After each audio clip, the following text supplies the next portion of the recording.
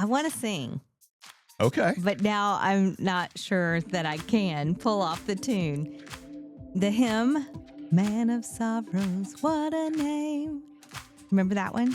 I For the need a little more. Son of God. No, you don't either. I'm almost there. Keep coming. Almost there. You stinker.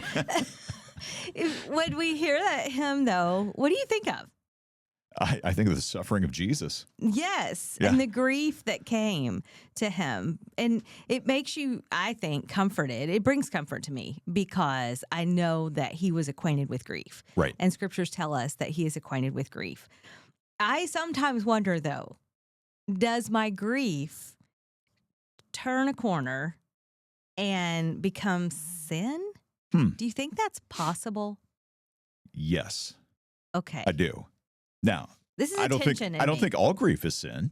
Oh, I mean, there's a whole agree. book of the Bible about dealing with sin and Lamentations, and there's so many other passages. Mm-hmm. I think of, in the book of Isaiah, a bruised reed he will not break, Mm-hmm. a smoldering wick he will not snuff out. I think, there are lots of different passages that show us that grief is a very, very real part of life. Job, the book of Job. Absolutely. That's a huge one. And you look at early in the book of Job, and it says that Job had suffered all these things and yet was a righteous man, did not sin in that. And so, yeah, I think grief is, in and of itself, is not sin, but could it turn? I think it probably could, yes. Probably, because we can make an I idol think out it of can. about anything. That's just it. Yeah. I think you nailed one of the first reason I would say that grief can turn into sin is that we get so comfortable in that, we find our identity in that, True. and then we let that become the idol, the thing that we cling to and are known by and use in some weird, twisted way to be our identity and our comfort. And it is odd, but we do that. Yeah. I don't think we do it knowingly. I do think that it's that slow fade, just like any other sin. It starts out in its purest form, and that's grief. But like you said, when it becomes part of our identity and we're not willing to continue to just grieve or lament, it has to become who I am. Yeah. Then, yeah, it can take its place as an idol in our lives. I sometimes wonder, though, because I think maybe it's a personality type. I don't know. I'm not well-versed in all of that. But I do wonder if some of us have a hard time grieving, lamenting, walking down that road at all because we're so sensitive to not wanting anything to distract or detract from the power and the love of Jesus. Oh, sure. I think that could be a thing, yeah. I think that's a thing for me. And especially if you have picked up on a message, and it may not have been a message that anybody was like necessarily trying to communicate, but through different sermons and different voices and different things, if you've ever picked up on a message that's kind of become your belief system, that a real Christian shouldn't suffer very long, because after all, we have the Spirit of God who lives within us. Therefore, we should have a spirit of thanksgiving and joy and all these things that are true and right. True, yeah. But if that's the only thing we hear, and we don't also hear the man of sorrows, what we were talking about just a few moments ago, then I think we can think, well, man, I've got to get over this super fast, or that God would want me to get over this super fast. And that I don't think is necessarily true. I don't think it's true, but I also see a culture in the church where we take Philippians 4:13 so far out of context and we slap it on everything, because it is massively true. I mean, Philippians 4:13, the verse that says, I can do all things through Christ who strengthens me. And before that, Paul's talking about all the things he's endured. Yeah. And after that, he talks about, and you were right to partner with me in my hardship. So contextually, yes, we can do all things through the strength that Christ gives us. We can also grieve through the strength that Christ gives us. And I, for one, I will admit it, I, for one, have had to come to terms with this, because I would have erred more on the side of, I want to know the strength of the Lord, because he clearly says he gives that to us. And I don't want to distract or detract from the strength that he gives us. And so I might have compartmentalized instead of grieving. I get it. Put it away. Yep. Don't deal. Yep. I've done that too. Yeah. I think that's so easy to do.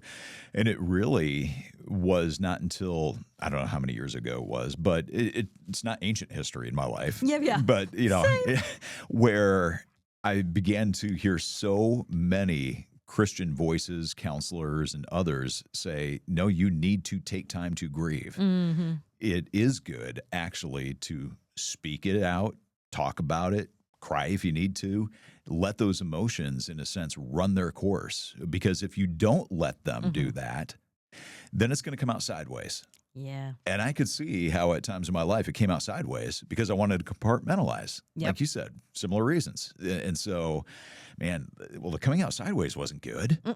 So maybe the thing I do need to do is what they're all saying I need to do, which is let grief run its course. But there is in that run its course. Yes. Not get stuck Right. in the middle of grief, which I think is where sometimes some of us can kind of hang out then, is what we were talking about earlier. We begin to find our identity in that. Maybe people show us unusual compassion, and we all realize all of a sudden, oh, man, I'm being cared for. People are paying attention to me. They're asking how I'm doing. And I kind of like this. And my pain is legit. Yes. And so you're acknowledging it. I'm acknowledging it. We're going to stay there for longer than we should. Could be, yes. Could be that you stay longer than you should. And that, Tim Shorey has written this great article, and he's asking that question. Am I staying longer than I should? But, I mean, brother's been through some stuff. Oh, he's been through a lot of stuff. And health issues alone are enough to just set your teeth on edge, because chronic pain does a number on your psyche. It does a number on your grief. It does a number on your relationships. I mean, so many things that chronic pain can bring about. And then you can add in, relationships that are broken, or church hurt, or you've probably got a litany of a list as well. We all do when it comes to hurt and what the pain that brings grief into our lives. And then if we look at how Jesus was, he was completely aware of grief. He even wept. I mean, he knew he was going to raise Lazarus from the dead, but he still wept about it because of the pain of death and the grief of loss. But then the question does become, do we sit too long? Yeah. And does the grief turn sinful? And Tim would say, it does if it's blasphemous. Sure. I had never thought about this. Yeah. I had not. Yeah. I don't know that I necessarily have either. Maybe not that word, blasphemous. Yeah, sure. But I'm sure that there have been times where I've wanted, because I didn't get what I wanted, whatever was going on in my life caused pain. God didn't answer my prayer to alleviate that pain according to my timeline or the means in which I wanted him to do it. And so there was maybe an anger at God. I don't think I would have necessarily used the word blasphemous on that, but I can look back and say, yeah, I think there were seasons and have been seasons in my life where I was angry at God because he didn't take away my pain or fix my broken circumstances the way I wanted him to do it. So, yeah, for sure. And then if you look at another, and there's so much to that. So, and I know we only have a certain amount of time, which is why we will link in the show notes this article, because there are many, many scriptures that Tim has gone through the process of giving us, because it's such a big conversation. Yeah. And I think sometimes I don't think we understand the definitions of some of these words, like blasphemy. We always say God can handle our anger, and he can. It's when that shift comes in our spirit to where we are not just angry and giving it to him, but we are railing at him. And we no longer see his authority, and we no longer see his goodness, and we no longer see the characteristics of who he is. I mean, that's when we shift to blasphemy. I was recently reading through the book of Job, and, Job is going through so much suffering, so much loss, both first, in terms of his material possessions, his livestock, then his kids, then his health. And his wife is like, why don't you just curse God and die? And he's like, hey, the Lord gives, the Lord takes away, blessed be the name of the Lord. But there's a point in the book where he's like, I want to put God on trial. Sure. I want God to have to give an account for why he is doing these things and allowing these things to happen. And so you do see there being a line that is crossed there. Yeah. And then God says, all right, you cross the line. Put your big boy pants on. That's Let's right. go. Because the Holy One is coming. Yeah. And he's bringing the truth. And sometimes the truth will help us look at the difference between grief in its purity and grief when it becomes sin. And if it's ruinous to us, then we've probably crossed the line into sin. That's a really interesting way of looking at it as Yeah. well. Like identifying blasphemy and then ruin. Yeah, and I like the example that Tim gave in this article, the Gospel Coalition article here. He talked about how David grieved the death of his son, the young son that he was going to have with Bathsheba. Yep. And, for about a week, was it 7 days? Yeah.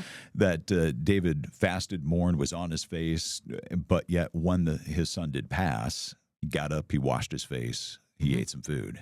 It's like he sensed that, okay, I cannot let this go past a certain point, which I then also find interesting when he loses Absalom.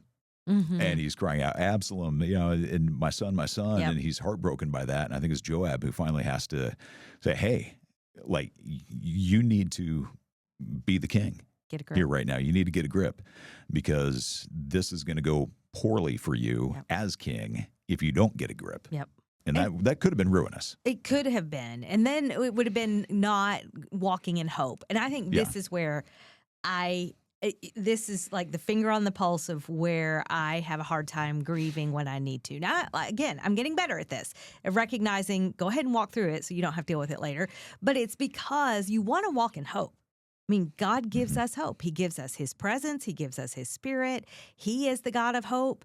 And Romans 15:13 talks about he is the God of all hope. And I just love that passage.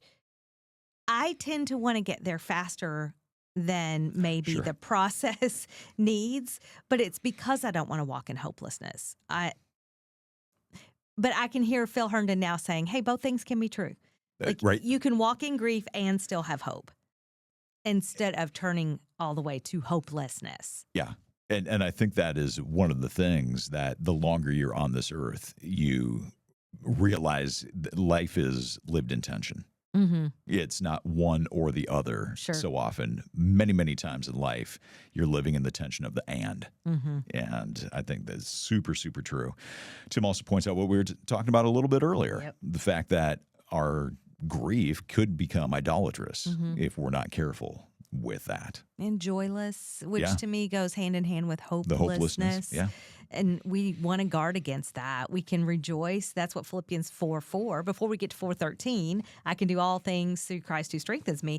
We're instructed to rejoice in the Lord always. And Paul says, again, I'm going to tell you, rejoice. And it's an example of how we can walk through deep sorrow and we can still walk in joy because of the presence of the Lord. So I think being aware, being very honest with ourselves and the Lord as to how we are processing grief. Grief's not wrong. Don Ramey. Grief's not wrong. It's not wrong. It's not wrong. Yeah. And so you say that this is something that you are getting better at. Yep. What's helped you get better at that? Like, is there something that you've learned to do? Is there a way that you've, begun to practice this in a certain way that you feel like, okay, I see God like growing me in this area? I think the biggest thing is having a Christian counselor, someone who will take you back to the Word, remind you of who God is, remind you too of like neurologically what's going on in the brain because of all of our life experiences, and identifying what is going on and being truthful about it. Because if you have a propensity to want to compartmentalize, then you just put it away and keep going with life. And it will come out sideways. It could come out sideways in depression or anger or habits that turn into addictions. I mean, there are so many ways sideways will look like. Yeah. Or I always joke, I'm dead inside, like emotionless. Right. That is a byproduct of not dealing with your grief. So just identifying that it doesn't make you less of a child of the King if you grieve. It's very real emotion that he has given us, and he was very acquainted with grief. Yeah. And so if Jesus was acquainted with grief, then how he will help us walk through that is also very real. And honesty is what I had to face. Honesty with myself. I was pretty honest with other people. That's not a problem. But being really honest with me, that was more difficult just because of the habit I had of Sure. putting things away, and it's fine. If I don't, kind of out of sight, out of mind. Out of sight, out of mind. Mm-hmm. Yep. Mm-hmm. Put it in the compartment. It's real. And if only that compartment could stay locked forever. My boxes But- were so neat for a long time. For a long time, but for whatever reason, God seems to I say, know. I'm not going to let you keep everything in a box indefinitely. No. He's like, we got some work to do. Those become idols Right? because you're not trusting him with them. Yeah. Yeah, that's a very good point. And there's a lot more to this article than what we have the opportunity to get into. Yeah. A lot of Bible verses and other things like you pointed out. And so we're going to put this link in the show notes. So go ahead and click on the show notes, and you're going to find this article by Tim that we're talking about here. Also in the show notes, link to Raphael's, because Raphael's Roastery and the coffee that they have, that keeps me functioning around here. So grateful for Raphael's, grateful for you watching. If you want to find out more about Don and Steve Plus, check out our website. It is donandsteveplus.com. Appreciate you checking it out and even helping out by giving a gift to support. But thanks for watching. Thanks for listening. Like and subscribe on whatever platform you've connected on, and we'll see you next time.